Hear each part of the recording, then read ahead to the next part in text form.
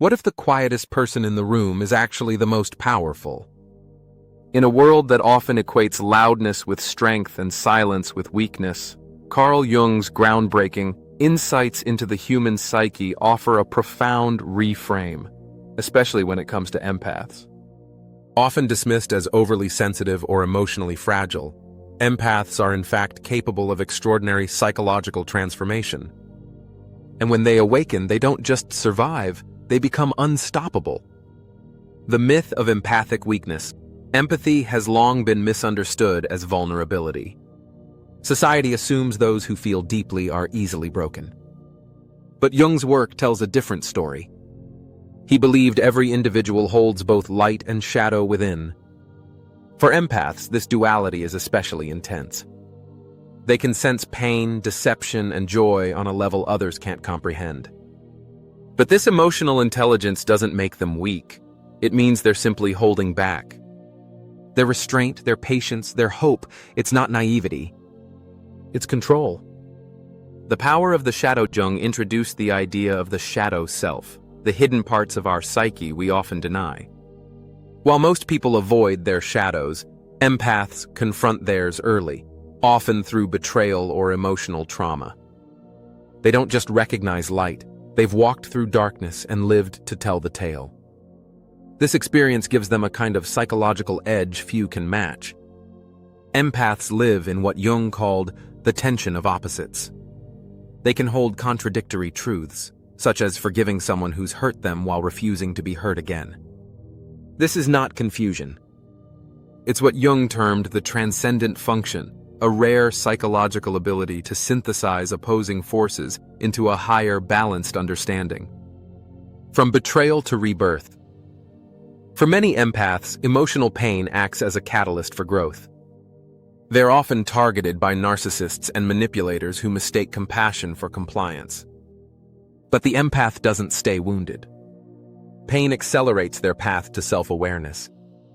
According to Jung, this process, known as individuation, involves confronting the true self, integrating the shadow, and emerging whole. As empaths evolve, they stop being reactive and start becoming strategic. Their deep emotional sensitivity becomes advanced pattern recognition. They detect lies, manipulation, and emotional traps with precision. They don't retaliate, they understand. And understanding gives them the ultimate power, detachment. Psychological autonomy, the game changer. When an empath reaches psychological autonomy, everything changes. Manipulators lose control because the empath no longer plays the game. They don't chase, argue, or explain. They don't beg to be understood. They simply step away with clarity, not anger. Jung called this state conscious response versus unconscious reactivity. It's a shift from acting out of pain to acting from purpose. This shift isn't about becoming cold, it's about becoming wise. The empath still feels deeply, but now chooses carefully where that care flows. Their empathy is no longer given freely to those who haven't earned it. It's sacred, not scattered. The mirror turns into a window. Jung spoke of psychological mirroring. Empaths naturally reflect the emotional state of those around them. That's why people often feel seen and safe in their presence. But when an empath has been used or betrayed, this reflection shifts. They no longer mirror dysfunction, they reveal it.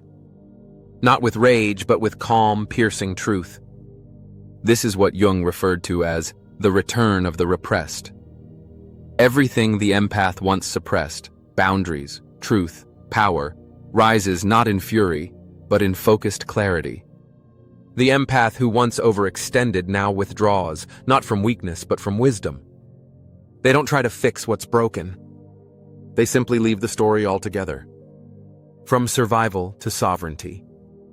At the highest stage of development, the empath becomes what Jung called the individuated self, someone who no longer seeks validation from others. They don't chase love or rescue those who enjoy drowning. They engage only where there is mutual respect, genuine care, and emotional reciprocity.